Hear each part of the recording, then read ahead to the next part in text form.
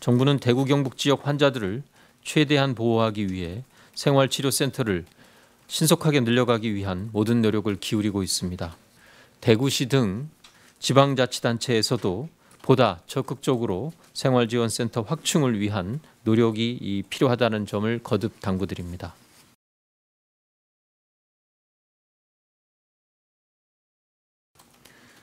국무총리가 대구 현지로 내려간 지 9일째 되는 오늘 아침 대구 현지에서 총리 주재로 열린 중대본 회의에서는 생활치료센터 운영 현황, 자동차 이동형, 드라이브스루, 선별진료소 표준 운영 지침, 마스크 수급 현황을 보고받고 코로나19 지역 확산 방지를 위한 현안과 후속 조치 등을 논의하였습니다.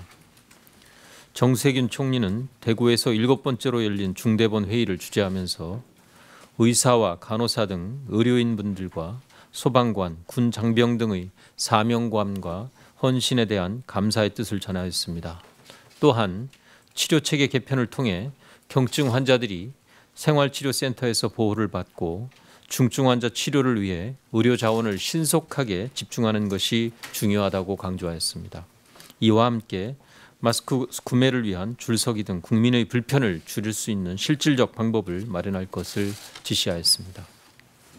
3월 2일 대구 소재의 중앙교육연수원이 개소한 이후 생활치료센터 3개소가 개소되어 약 600여 명이 생활하실 수 있는 센터가 확보되었고 3월 4일 0시를 기준으로 380여 명의 경증 환자가 입소하여 생활하고 계십니다. 대구 1생활지원센터 중앙교육연수원이 되겠습니다. 138명의 경증 환자가 입소하여 경북대병원의 의료관리화에 생활하고 계시며 어제 개소한 경북대구 2센터 농협교육원이 되겠습니다.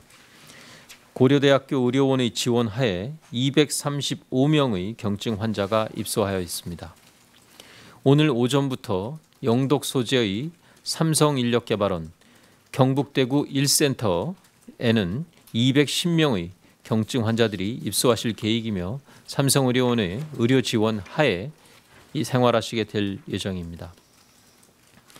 내일부터 문경시 소재의 서울대학교 병원 인재원과 서울 성묘병원 의료진이 참여하는 경북 칠곡 소재의 한티 피정의 집과 대구은행 연수원 등도 개소하여 경증 환자들을 보호할 예정입니다. 정부는 금주 말까지 2,000명의 환자들이 생활치료센터에서 생활하실 수 있도록 할 계획이며 필요한 인력과 물품의 지원을 아끼지 않겠습니다.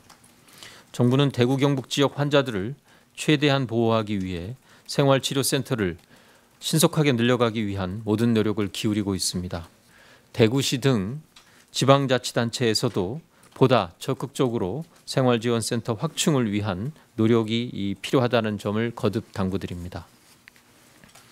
병상도 계속 확충하여 대구시의 환자들을 받고 있습니다. 중등도 환자들을 위한 대구보훈병원, 국립마산병원, 국군대전병원 등을 운영하고 있으며 상주, 영주, 적십자병원도 추가하여 환자들을 입원시키고 있습니다. 내일부터는 국군대구병원의 병실 증설 공사를 마치고 환자들을 받게 됩니다.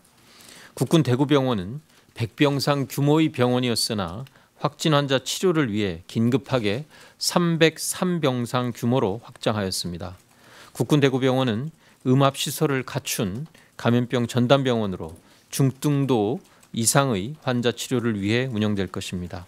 중증 환자 치료를 위해 국립대 병원들을 중심으로 환자 치료 병상을 최대한 확보하고 국립의료원의 전원 조정 상황실을 통해 시도 간 병상 조정 기능이 보다 원활하게 작동될 수 있도록 하고 있습니다.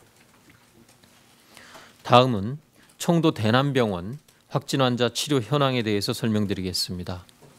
어제 국립중앙의료원에서 치료하고 있었던 중증 환자 1명이 상태가 호전되어 에크모 치료를 중단하고 음성 판정을 받은 이후 일반 정신질환자들을 위한 국립부곡병원으로 이송된 바 있습니다. 대남병원과 국립정신건강센터에서 치료 중인 62명에 대한 검사 결과 20명이 음성으로 판정되어 오늘부터 일반 정신질환자들을 위한 국립부곡병원으로 전원할 계획입니다.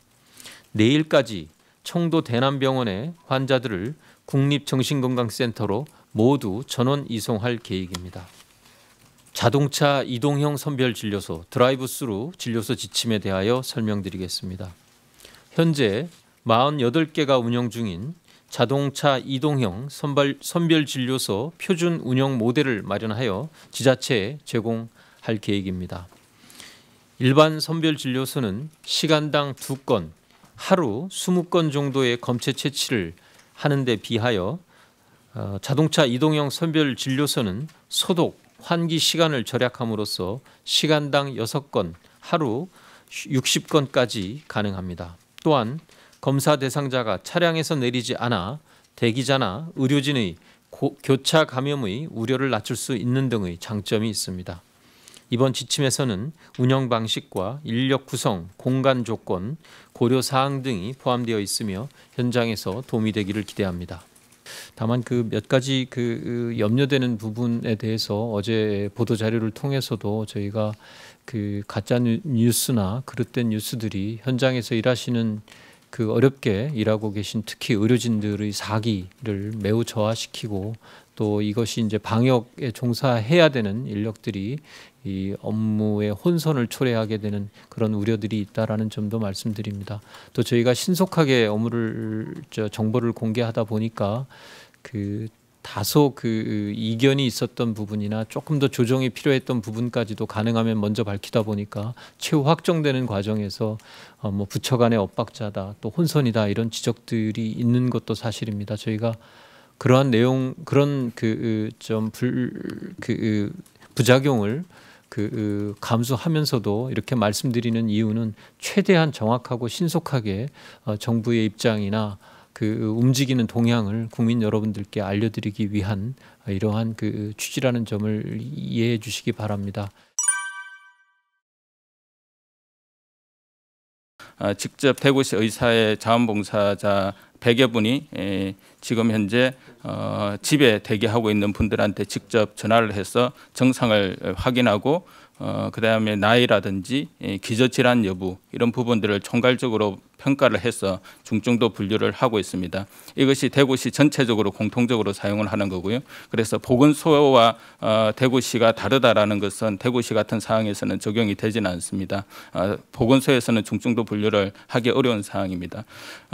그리고 이렇게 이제 분류가 된 중증도는 주로 경증, 그다음에 중증, 그다음 최중증으로 분류를 해서 중증 이상인 경우에는 의료기관에 바로 입원을 조치를 하도록 그렇게 하고 있습니다. 일단 병상이 확보되는 대로 바로 이제 조치를 하게끔 되어 있고 해당 대구 시내의 의료기관에서 이분들을 수용을 하지 못하는 경우에는 대구시에서 직접 국립중앙의료원의 전원조정상황실로 연락을 해서 조치를 하도록 그렇게 하고 있습니다. 책에는 이제 그렇다는 말씀이고요.